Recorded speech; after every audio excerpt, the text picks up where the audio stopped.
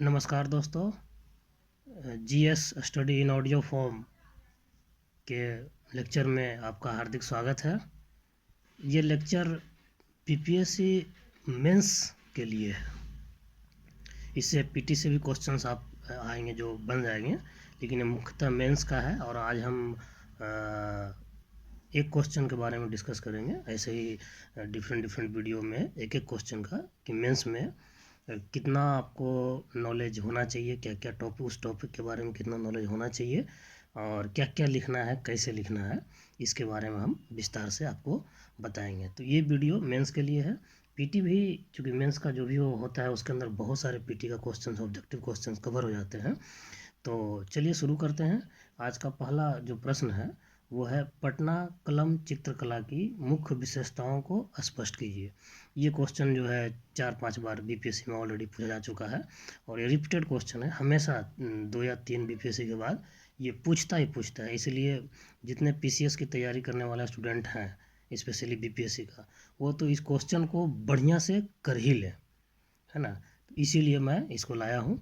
और मेंस का भी क्वेश्चंस मैं डालूँगा जो सप्ताह में एक दिन एक क्वेश्चंस, ताकि आपको टाइम मिले। क्योंकि मेंस का क्वेश्चन क्या होता है कि आपको आता है लेकिन उसको लिखना कैसे है, प्रैक्टिस करना है, मेन वो चीज़ होता है। प्लस क्या क्या चीज़ लिखना है वो है। तो मेंस के भी वीडियो अलग से आएंगे, तो आप उसको देख सकते हैं। तो आज डिस्कस करते हैं पटना कलम के बारे में। तो चलिए स्टार्ट करते हैं। पटना कलम चित्रकला जो है जो एक विशिष्ट क्षेत्रीय शैली है। सबसे पहले आपको ध्यान जो देना है वर्ड पे, कीवर्ड पे, जो मैं बताते चलूँगा कि एक विशिष्ट क्षेत्रीय शैली है। और सबसे पहले आप इसका उद्भव लिखेंगे। तो इसका उद्भव कब हुआ, तो ये जो है 18वीं शताब्दी के मध्य, मतलब अप्रोक्सीमेटली 1750 ईस्वी से लेकर 20वीं शताब्दी के पूर्वार्ध तक, मतलब 1925 के आसपास तक इसका पूरा, मतलब जन्म से लेके फला फूला जिसको कहते हैं, पूरा इसका विस्तार जो है ये हुआ।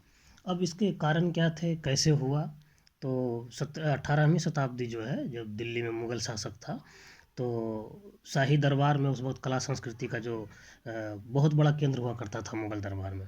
लेकिन उसके बाद जैसे जैसे मुग़ल शासक कमज़ोर होने लगे, उसके जब पतनमुखी की तरफ बढ़ने लगे वो, खासकर औरंगजेब जो है वो संरक्षण, कला वगैरह को संरक्षण देने से मना कर दिया, काफ़ी कटौती कर दी। तो जो भी कलाकार थे, अब उन लोगों को वहाँ रहना काफ़ी मुश्किल होता जा रहा था।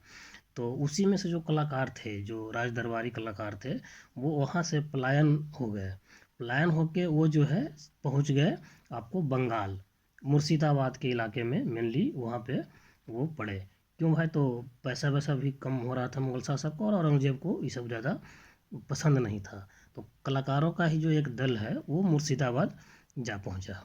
उसके बाद आपको पता है प्लासी का युद्ध होता है, जिसमें मीर जाफ़र की कहानी आपको पता है। चूँकि यहाँ हमको उसके बारे में ज़्यादा पढ़ना नहीं है, लेकिन ये हमको ध्यान रखना है कि जब वो मुर्शिदाबाद पहुँचा तो प्लासी के युद्ध के बाद मीर जाफ़र का जो बेटा था, मीर मारन, मारन पुत्र जो मारन था, वो गद्दी पे बैठा वहाँ पे। तो वो भी जो है कला संस्कृति पे वो इस्लामिक, जो अगर कट्टर पंथ में जाया जाए या एकदम फंडामेंटलिस्ट में जाया जाए, तो उसमें कला वगैरह का लोग विरोध करते हैं। तो इसीलिए जो मारन है उसने प्रतिबंध लगा दिया। तो ये लोग कलाकार जो दिल्ली से भाग कर आए थे, मुर्शिदाबाद में बसे, लेकिन उनको वहाँ से भी विवश होना पड़ा छोड़ने के लिए। तो वो लोग छोड़ के कहाँ जाते, तो बंगाल से सटा हुआ बिहार, उस वक्त तो बंगाल ही था, तो ये पटना के आसपास आके बस गए। कुछ लोग पटना आए, कुछ लोग पूर्णिया आए। तो पटना जो है सबसे ज़्यादा संख्या में आए। यहीं से इस जो एक कलाकृति है एक अलग शैली में जन्म लेती है, और जो कि पटना से स्टार्ट होता है, इसीलिए इसका नाम है पटना कलम। तो जब मेंस आप लिखते हैं तो आपको सबसे पहले जानकारी होना चाहिए कि इसका उद्भव कैसे हुआ, इसके कारण क्या थे। तो सबसे पहले तो आपको बताया कि ये एक क्षेत्रीय शैली है, में की चित्रकला है, ठीक है। दूसरा है कि ये 18वीं शताब्दी के मध्य में शुरू हुआ और 20वीं शताब्दी के स्टार्टिंग तक, मतलब आज़ादी के पहले ही 1925 के आसपास अप्रोक्सीमेटली ये काफ़ी फला फूला था। इसके रीजन क्या थे कि मुग़ल दरबार में जो भी कलाकार थे वो वहाँ से छोड़ने पे विवश हो गए। औरंगजेब की नीति के कारण, वो विरोधी था कला वगैरह का, जो भी प्रतिबंध लगाया था। तो ये लोग मुर्शिदाबाद आए। तो ये आपको ध्यान देना है कि मुर्शिदाबाद आए, लेकिन मुर्शिदाबाद में भी जो मीर जाफ़र का पुत्र मारन था, वो भी पाबंदी लगा दिया। तो वो मजबूर वश होकर पटना चले आए और पूर्णिया चले आए। इसी कारण इसका नाम पटना कलम पड़ा। तो अब एक चीज़ तो क्लियर हो गया कि इसका नाम पटना कलम क्यों पड़ा। ठीक है, तो इतना तक आप लोग को क्लियरिटी हो गया। अब पटना में भी जो कुछ क्षेत्र हैं, चूँकि आपको मेंस में लिखना है तो कुछ क्षेत्र आप वहाँ पे मेंशन करना ज़रूरी है। तो इस शैली का जो विकास हुआ मुख्यतः वो पटना में लोधी कटरा, मुगलपुरा, दीवान मोहल्ला, मच्छर हट्टा तथा आरा एवं दानापुर, ये जो एरिया है, इस एरिया में ही इसका सबसे ज़्यादा विकास हुआ। ठीक है, तो इतना तो आपको पता चला गया। अब है कि इस शैली में अब इसकी विशेषता क्या है। आखिर क्वेश्चन पूछता है तो कुछ अलग होगा, अदर्स पेंटिंग्स वगैरह जो चित्रकला है उससे अलग होंगे। तो ये मिनिएचर में आते हैं, मतलब लघु चित्र में आते हैं। तो ये शैली अधिकतर जो है कागज़ पे बनाए जाते थे और हाथी के दांत पे बनाए जाते थे। तो यहाँ पे दो चीज़ें जो है आपको ऑब्जेक्टिव भी यहाँ से निकलता है। तो ध्यान रखना है कि ये लघु चित्र की श्रेणी में आता है और ये कागज़ और हाथी के दांत पे मुख्यतः ये बनाया जाता था। इसकी जो सबसे प्रमुख विशेषता है कि ये राज दरबारी जो चित्रकला है, जिसमें राजा वगैरह का बनता है चित्र, जो है राज दरबार कैसे चल रहा है, सुंदर सुंदर रानियाँ वगैरह, ये सब के बारे में नहीं था, युद्ध वगैरह ये सब के बारे में नहीं था। ये आम जनता से जुड़ा हुआ चित्रकारी था, जिसे जन साधारण जो दैनिक जीवन में जो कॉमन पीपल जो होते हैं, उनके जो जीवनचर्या जो चलता है उसके बारे में ये चित्रकारी किया गया है इसमें।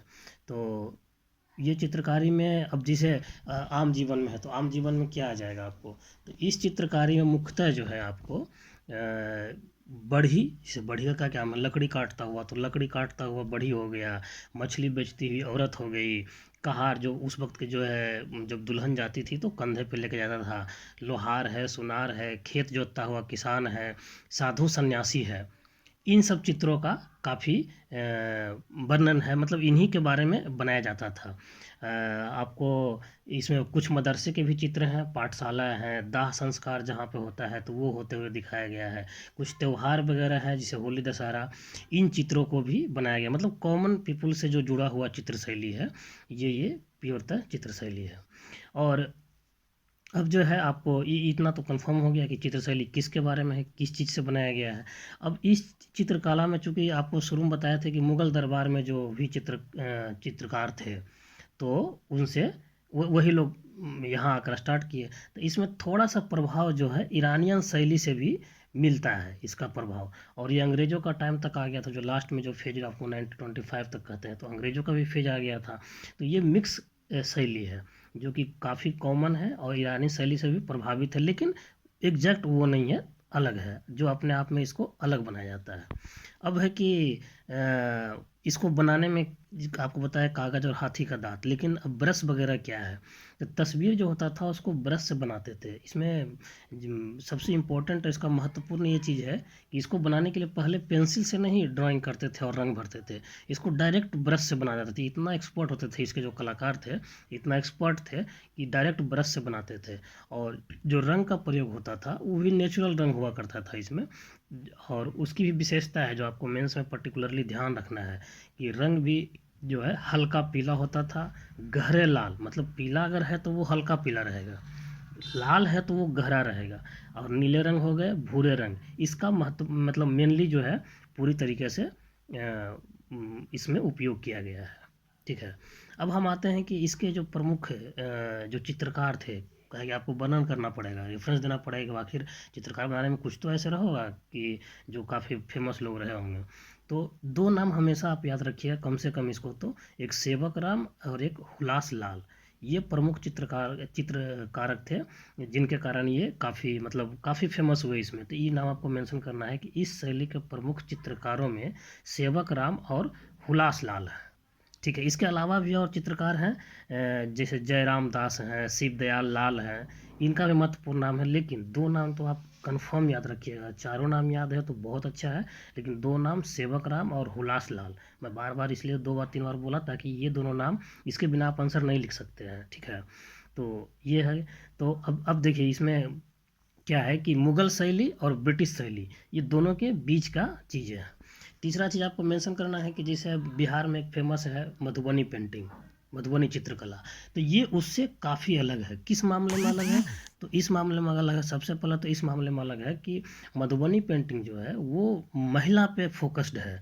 जैसे उसमें आप देखिएगा राम सीता की शादी के बारे में, मतलब महिला उसमें बहुत ज़्यादा डोमिनेट करती है, ठीक है।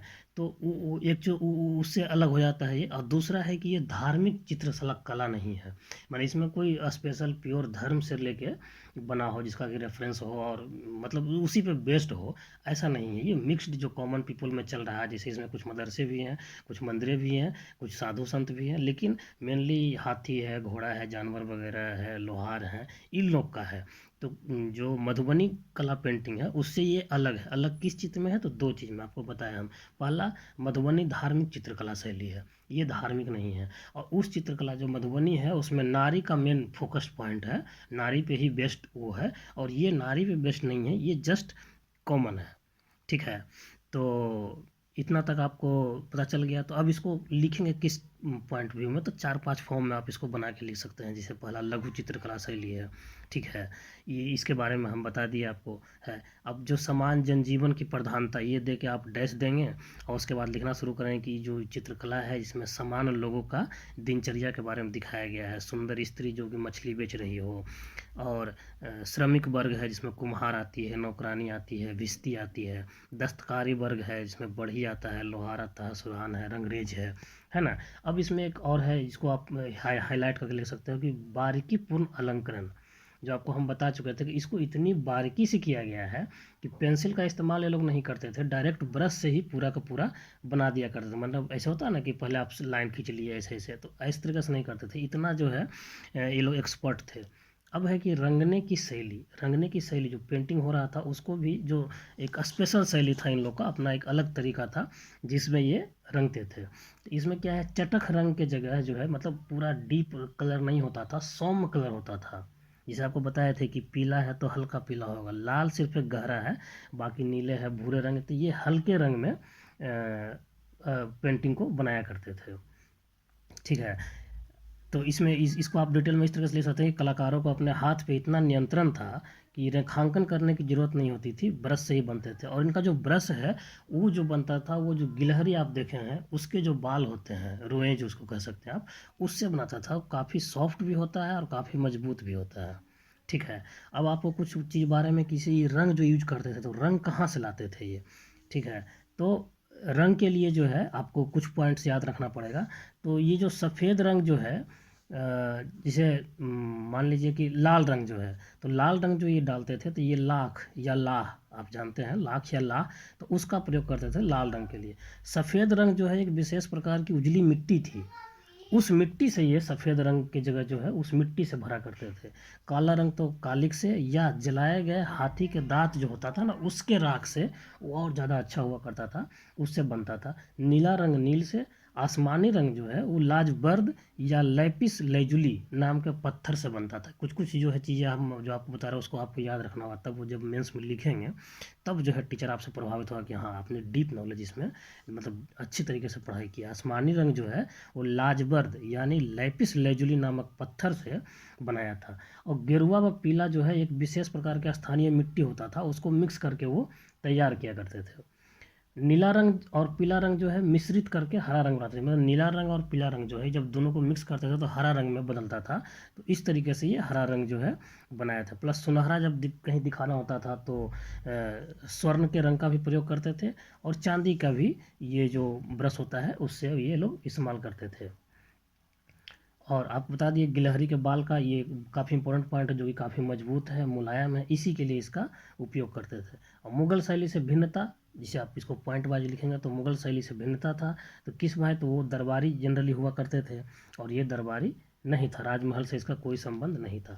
अब जो है इतना सुनने के बाद अब लिखना क्या क्या है, कैसे है, तो इसको आप 5 भाग में खंड में बांट के लिख सकते हैं। पहला पटना कलम तो हो गया, तो पहला विकास, ठीक है। अब हम लास्ट में जो है इसको कंक्लूजन की तरफ पढ़ रहे हैं कि जितना आप सुने इसको आप पहले 2-3 बार सुनिएगा मेंस के लिए। इसलिए हम बोले कि ये सप्ताह में एक वीडियो आएगा, क्योंकि मेंस के लिए आपको टाइम चाहिए, उसको प्रिपेयर करने के लिए टाइम चाहिए।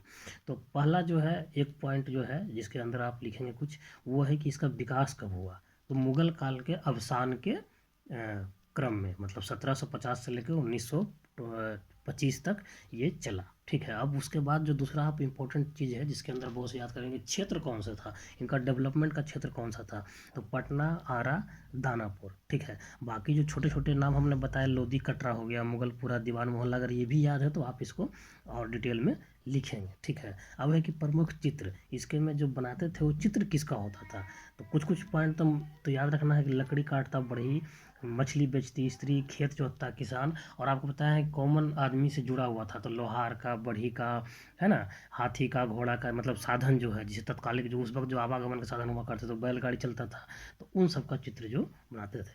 प्रमुख कलाकार है तो उसमें दो नाम तो आपको हमेशा याद रखना है, कि सेवक राम है और हुलास लाल है। ठीक है, अगर आप याद कर पाए तो जयराम दास भी है और शिव दयाल लाल भी है। अब आता है लास्ट में इसका मौलिकता, जिसमें कि आप डिवीजन कर सकते हैं कि अदर चित्रकला शैली है तो उसमें आपको आखिर इसमें अलग क्या है, तो कंपेयर करना पड़ेगा।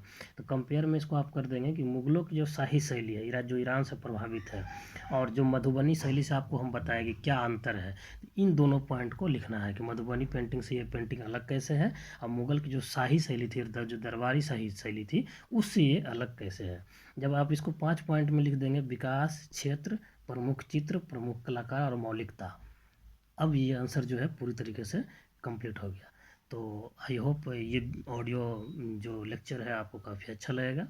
आप इसको 2 से 3 बार सुनिएगा, तब जो है बहुत सारी क्लैरिटी आएंगी, और आप फिर इसको लिखने का प्रयास कीजिएगा अपने से, जितना लिखिएगा उतना अच्छा होगा। इसी तरीके से हम हर सप्ताह में, एक वीक में एक क्वेश्चन लेके आएंगे, करते करते आपको 6 महीने के अंदर बीपीएससी के मेंस का इतना ज़बरदस्त तैयारी हो जाएगा कि आप एग्ज़ाम में अच्छा कर सकेंगे। तो आज के लिए इतना ही, धन्यवाद।